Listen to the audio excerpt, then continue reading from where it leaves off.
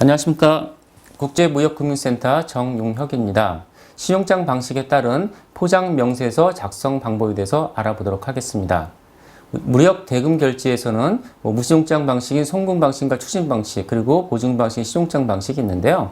무신용장 방식인 송금 방식과 추진 방식인 경우에는 포장 명세서를 어떤 관행에 따라 작성해도 상관은 없습니다. 자, 그렇지만 우리가 보증이 개입되는, 은행의 보증이 개입되는 신용장 방식인 경우에는 국제표준은행의 관행에 따른 포장 명세서를 작성하는 것이 안정적으로 거래를 하실 수 있는 하나의 위험 관리가 되기도 합니다. 자, 그러면 이 포장 명세에 관련된 내용에 대해서 보도록 하겠습니다. 우선은 이제 신용장에 적용되는 통일된 국제 규칙이 신용장 통일 규칙인데요. 신용장 통일 규칙에서는 이 포장 명세에 관련된 어떤 조항이 없습니다. 그냥 단지 기타 서류로 인정을 하고 있고요. 자, 그래서 이 신용장 통일 규칙에 따른 서류 심사에 관련된 국제 표준 은행 관행이라는 것이 있습니다. ISBP 745라고 하는데, 이 ISBP 745 M1 단락에 보게 되면 포장 명세서에 관련해서 이런 내용이 있습니다. 신용장에서 포장 명세서의 제시를 요구하는 경우에 이는 당해 서류가 물품의 포장에 관한 정보를 담고 있어서 포장 명세서의 기능을 수행한다면 신용장에서 요구한 대로 제목이 붙거나 그와 유사한 제목이 붙거나 혹은 제목이 없는 서류의 제시로 충분하다라고 해석을 하고 있습니다. 이 의미는 뭐냐면은 신용장에서 포장 명세 제시를 요구하는 경우에 신용장에서 요구된 포장명세 펑션, 기능을 이행하게 되면 제목은 중요하지 않다는 겁니다. 그래서 신용장에 요구된 이 포장명세의 기능은 뭐냐면은 포장에 관한 정보입니다. 그래서 이 포장이 나무로 되어 있냐, 아니면 플라스틱으로 되어 있냐, 아니면 백으로 되어 있냐, 그런 내용만 있으면 실제 이 포장명세서는 제목이 없어도, 그리고 다른 어떤 상품 명세를 일반적인 경우나 아니면 어떤 내용이 없어도 포장명세 기능을 수행하고 있기 때문에 신용장 통일 규칙이나 국제표준은행에서는 이런 정보는 최소한 이런 정보만 포함되면 수리가 가능한 포장명세서로 해석을 하고 있습니다. 자, 다음은 이제 포장명세서의 발행인에 대해서 알아보도록 하겠는데요. 국내 실무에서는 이제 포장명세서 발행을 신용장의 수익자가 발행하는 것이 일반적인 관행으로 생각하십니다. 자, 그렇지만 우리가 국제표준은행 관행 M3에서는 신용장에서 포장명세서 발행일을 지정하지 않은 경우에 이름을 명시하지 않은 경우는 누구든지 포장명세서를 발행할 수 있는 것으로 해석을 하고 있습니다. 그래서 반드시 이 포장명세서가 신용장에 나타난 수익자가 발행이 되는 것은 아니라는 것도 좀 이해해 주시고요. 그래서 신용장에서 발행일을 보통 이제 신용장에서 포장명세서의 발행일은 지정을 하지 않는 것이 일반적인 관행입니다. 자, 그런 경우는 어떤 누구나 수익자를 포함한 누구나 다 발행할 수 있는 것으로 알아두시면 되고요. 자, 그리고 이제 포장명세에 나타난 물품명세입니다. 물품명세 관련해서 자, 우리가 이제 국내에서 사용되는 포장명세서 양식을 보게 되면 인보이스와 거의 유사한 양식으로 해서 물품명세도 신용장에 있는 물품세 또는 상업송채에 있는 물품명세들을 포장명세서에 그대로 기재하는 경우가 있습니다. 자, 그렇지만 우리가 이 포장명세서는 신용장 통일서 규정하고 있지 않는 서류이기 때문에 신용장 통일 규칙 제14조 2항에서는 이와 같이 규정을 하고 있습니다. 상업송장 이외의 서류. 자, 상업송장 이외의 서류는 BL이나 보험서류 아니면 포장명세서 다른 서류 모두 마찬가지로 다 적용되는 건데요.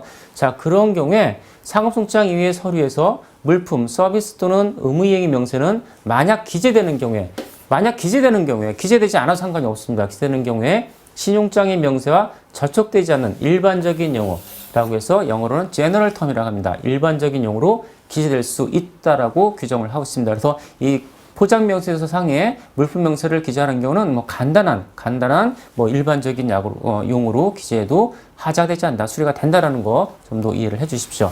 자, 그래서 이 신용장의 45원 필드의 물품명세 관련해서 셔츠 1000개하고 수량 단가, 토탈 어마운트 이렇게 기재가 되어 있습니다.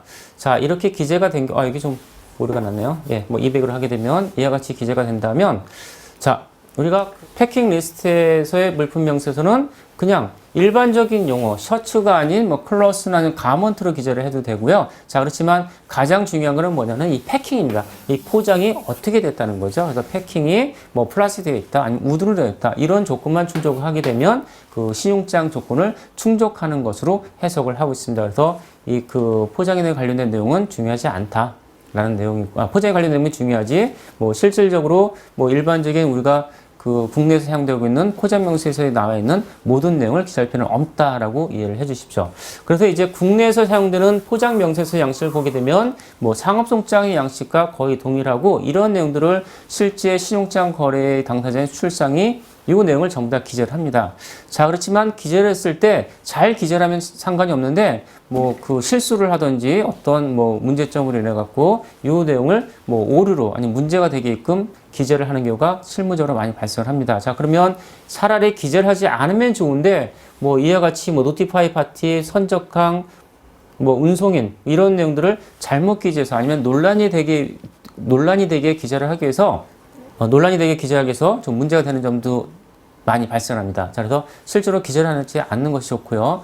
자, 그런데 이제 국내에서 이 패킹 리스트를 이와 같이 양식을 사용하는 이유는 이 포장 명세서가 신용장 거래만을 사용되는 것이 아니라 뭐 그 세관 통과나 아니면 원산증명서 발급을 할 때 다목적으로 이용되기 위해서 이 하나의 포장 명세서로 복수의 펑션 기능을 충족하기 위해서 사용되는 목적으로 사용되기 때문에 실제 신용장 거래인 경우는 국제적인 그 관행과 뭐 통일규칙이 적용되기 때문에 오히려 이와 같이 복잡한 양식을 사용하게 되면 뭐 개설은행으로부터 하자를 통보를 받을 수 있는 어떤 여지를 줄 수가 있습니다. 그래서 가능한 이 포장 명세서의 양식은 간단하게 작성하는 것이 좋고요. 뭐 간단히 작성하면 가장 기본적인 거는 펑션, 뭐 포장에 관련된 시용자에서 요구되지 않으면 포장에 관련된 정보만 기재함으로써 뭐 추가적인 뭐 서류 작성에 대한 번거로움도 좀 줄일 수가 있고 그리고 추가적인 하자 통지가 개선으로부터 하자 통지하는 것도 사전에 방지할 수가 있습니다. 자, 그리고 이러한 모든 항목들이 있는데 반드시 기재를 해야 되는 것은 아니고요. 이와 관련된 내용들이 이제 국제 표준화는 관행